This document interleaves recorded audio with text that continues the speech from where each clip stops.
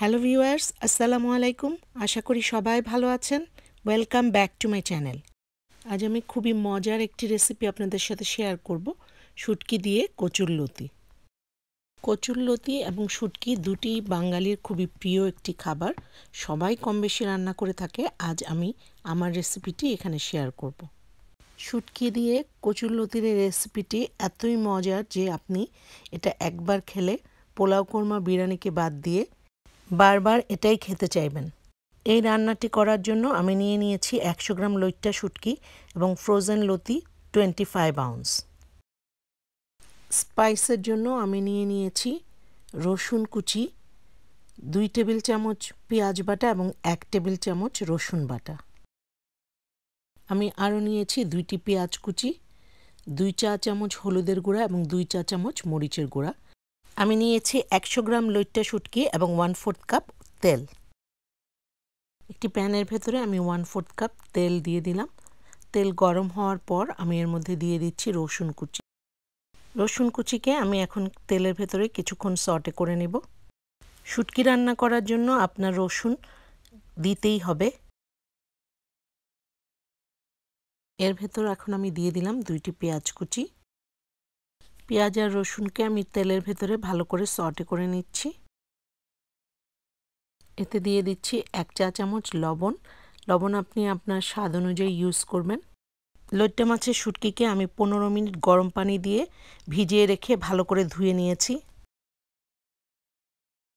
পেঁয়াজ একটু সফট হওয়ার পর আমি এর মধ্যে দিয়ে দিচ্ছি লইট্টা শুটকি। লইট্টা শুটকিকেও আমি এখন কিছুক্ষণ তেলের ভেতরে ভুনা করছি।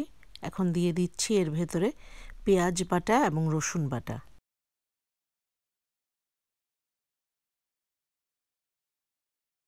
দিয়ে দিচ্ছি 2 চা চামচ মরিচের গুঁড়া এবং 2 চা চামচ হলুদের গুঁড়া। মশলাকে এখন আমি ভালো করে নেড়েচেড়ে কষিয়ে নিচ্ছি।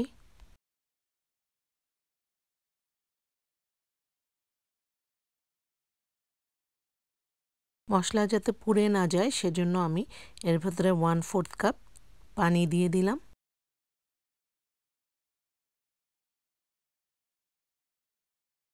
মশলার ভেতরে এখন আমি দিয়ে দিচ্ছি কচুর লতি।